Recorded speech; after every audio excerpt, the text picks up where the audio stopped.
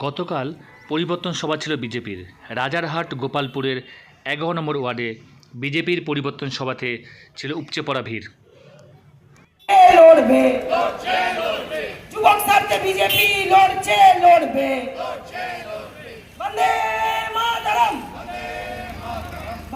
Victoria বানিয়ে দিয়েছে। আসলে গল্পটা কিন্তু অন্য। এই ভারতবর্ষে এত সম্পদ ছিল, এই সম্পদের লোভে সুদূর আরব থেকে দস্যুরা এসেছে, ইংল্যান্ড থেকে দস্যুরা এসেছে, ভারতবর্ষকে লুট করেছে এবং ভারতবর্ষে থেকে গেছে। এত সম্পত্তি ছিল যে লুট করে নিয়ে যেতে পারেনি, তারা লোভের বশবর্তী হয়ে ভারতবর্ষে থেকে গেছে।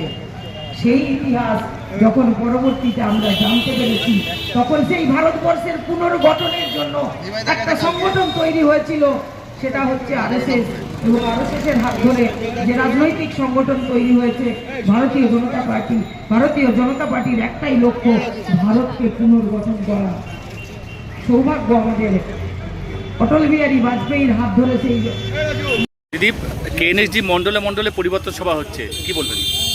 আমরা এটাই বলতে চাই, 2011 থেকে যে আমরা 2011-র আগে যখন সিপিএম আমাদের রাজত্ব করেছিলেন, তখন আমরা একটা বদল চাই, এই একটা আওয়াজ আমাদের মধ্যে এসেছিল। আমরাই এই বদলটা নিয়ে এসেছিলাম একটা সময়, কিন্তু সেটা এখন বদলের জায়গায় একটা বিচ্ছিরি ব্যাপার আমাদের ওয়েস্ট বেঙ্গলে দাঁড়িয়ে গেছে।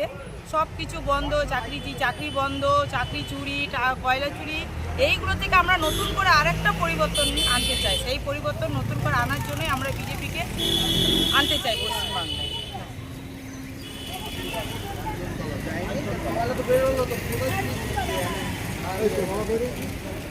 পরিবর্তন সভা হয়েছে রাজারহাট গোপালপুর মণ্ডল 1-এর থেকে, কি বলবেন? পরিবর্তনটা তো পশ্চিমবাংলায় খুবই জরুরি, কারণ আমরা যে 11 পরিবর্তন করেছিলাম তাতে ভারতীয় জনতা পার্টির ভূমিকা সাংঘাতিক রকম ছিল, যেটা যদিও মাননীয় আজকে সেটা মানেন না, কিন্তু সেই পরিবর্তন হয়নি। বোতলটা একই ছিল, লেভেলটা চেঞ্জ হয়ে গেছে। আজকে প্রকৃত পরিবর্তন দরকার, কারণ পশ্চিমবাংলা 11-র আগেও যেভাবে চলেছিল, এখন আরও দ্রুত গতিতে সেই রাস্তাতেই চলছে। তাই সেই রাস্তাটা বদল করে ভারতবর্ষের দিকে ঘুরিয়ে দেওয়াটা খুব দরকার। তাই পরিবর্তনটা দরকার, আর পরিবর্তনটা দরকার বলেই বিজেপিকেও দরকার। আপনার নাম? সঞ্চিতা বাগ।